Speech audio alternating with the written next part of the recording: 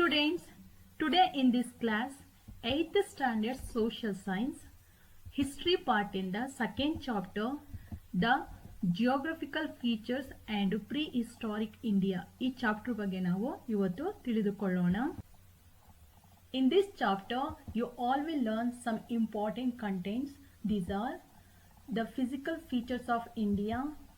India is both subcontinent and a peninsula. The neighboring countries of India and the living style of man during the period of prehistoric and the Stone Age. Now let's understand about this chapter.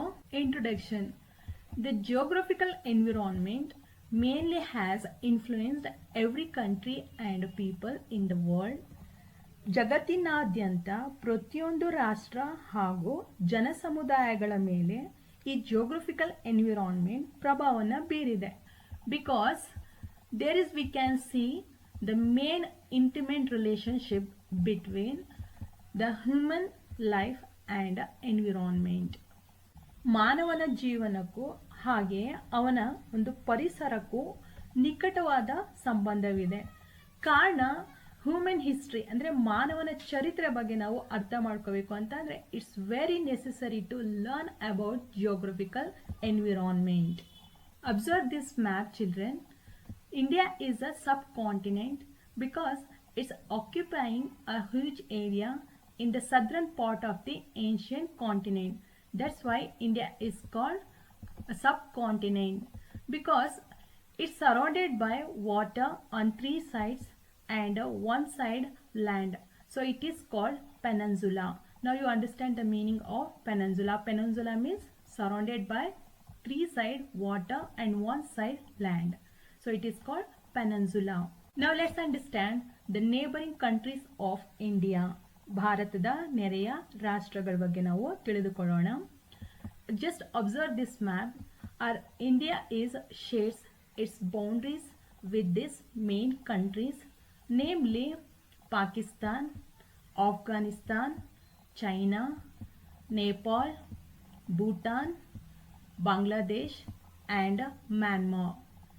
And our country is mainly consists 28 states, union territories, totally 9. Among them, one is became capital city of India, that is New Delhi, and our country is 7th largest country in the world and 2nd largest population, and water frontier 6,100 kilometer and land frontier 15,200. Now let's understand India's geographical features. These are mainly comprised in the north side the Himalayan mountains and the Indo-Gangetic Plain, in the south side the Deccan Plateau and the coastal regions. The Himalayan mountains, in the north side nalli snow-capped mountains and some of the tallest mountain peaks in the world. ಇದನ್ನು ನಾವು Himalayan ಮೌಂಟೇನ್ಸ್ನಲ್ಲಿ ನೋಡ್ಬೋದು. ಇವುಗಳು main ಆಗಿ ಭಾರತದ ಸುರಕ್ಷತೆಯನ್ನು and ಭದ್ರತೆಯನ್ನು ಕಾಯ್ದಿರಿಸಿಕೊಳ್ಳಲು ತುಂಬಾನೇ ಸಹಕಾರಿಯಾಗಿವೆ. So these mountains mainly preserve the safety and security of India because ಪ್ರಾಚೀನ ಕಾಲದಲ್ಲಿ ನಮ್ಮ ಒಂದು ಇಂಡಿಯಾದ ಮೇಲೆ ಆಕ್ರಮಣಗಳು ತುಂಬ ಕಡಿಮೆ ಆಗ್ತಿದ್ದವು. ಕಾರಣ ನಾರ್ದರ್ನ್ ಹಿಮಾಲಯನ್ ರೀಜನ್ ಕಂಪ್ಲೀಟ್ ಆಗಿ ನಮ್ಮ ಇಂಡಿಯಾವನ್ನು ಸುರಕ್ಷತೆ ಮತ್ತು ಭದ್ರತೆಯನ್ನು ಕಾಯ್ದಿರಿಸಿಕೊಳ್ಳಲಿ ತುಂಬ ಸಹಕಾರಿಯಾಗಿದ್ದವು. ಬಟ್ ನಮ್ಮ ಭಾರತದ ಮೇಲೆ ಮೇನ್ ಆಗಿ ಕೆಲವೊಂದು ದಾಳಿಗಳನ್ನು ಕೂಡ ಆಗಿವೆ. ಅದು ಯಾವ ಭಾಗಗಳಿಂದ ಅಂತಂದರೆ the north and western side through the valleys of Bolan and Khyber passes.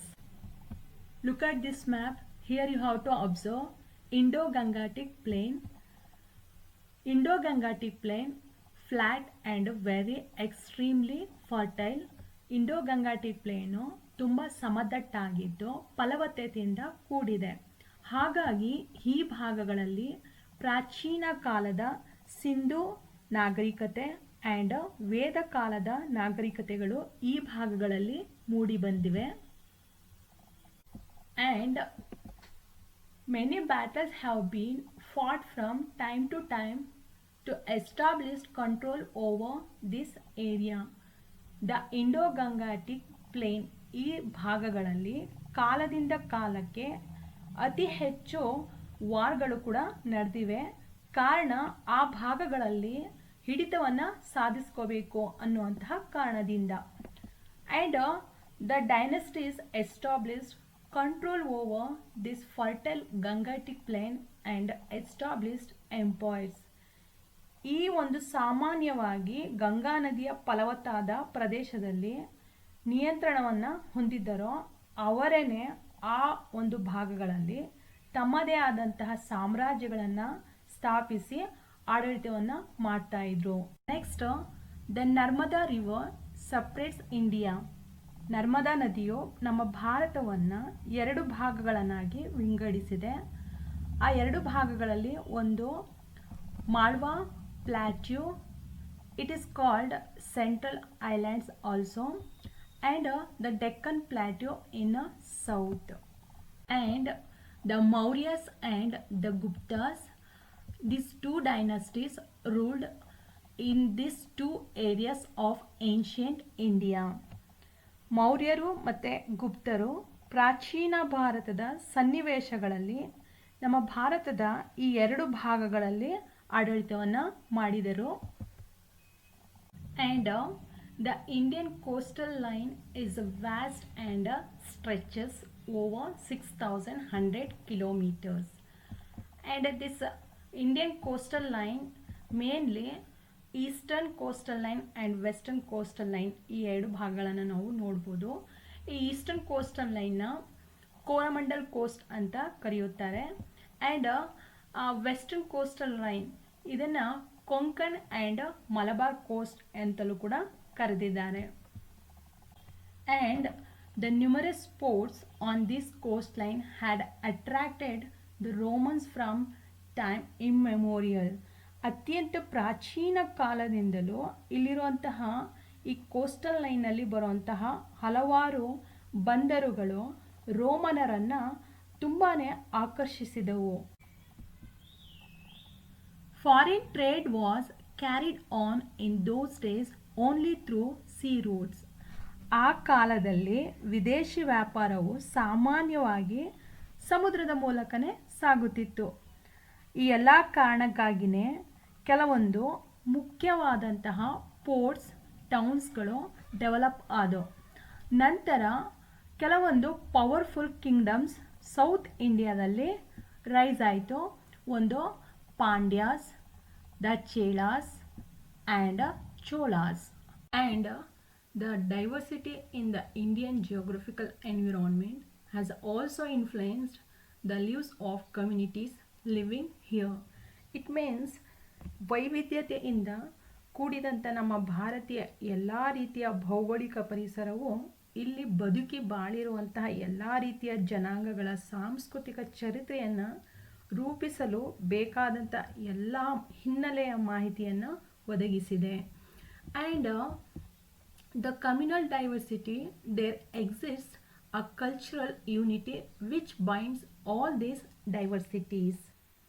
ಎಲ್ಲ ಜನಾಂಗೀಯ ಅನನ್ಯತೆಗಳ ನಡುವೆ ಇಲ್ಲಿ ಒಂದು ಭಾವನಾತ್ಮಕವಾಗಿ ಬೆಸೆದು ಹೋಗಿರುವಂತಹ ಒಂದು ಸಂಸ್ಕೃತಿ ಬಗ್ಗೆ, ಎಲ್ಲ ರೀತಿಯ ಆಚಾರ ವಿಚಾರ ಸಂಪ್ರದಾಯಗಳ ಬಗ್ಗೆ ತನ್ನ ಎಲ್ಲ ವೈವಿಧ್ಯತೆಗಳನ್ನು ಮೈಗೂಡಿಸಿಕೊಂಡಿರುವಂಥದ್ದು ನಾವು ಇಲ್ಲಿ ನೋಡಬಹುದು.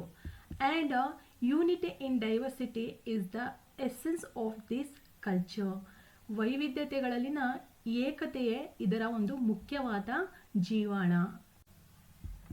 Okay children, we will stop our class now and continue this chapter in the next video.